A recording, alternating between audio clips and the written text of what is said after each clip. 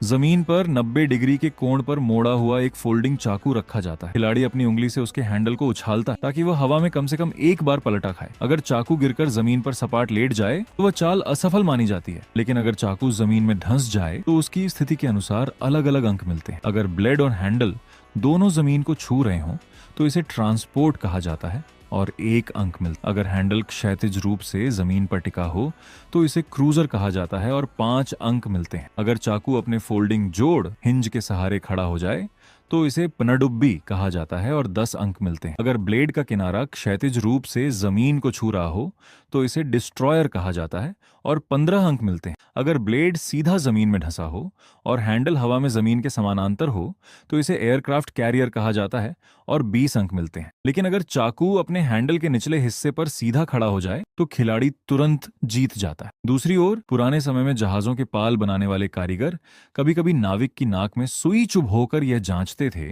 कि वह सचमुच मर चुका है या नहीं।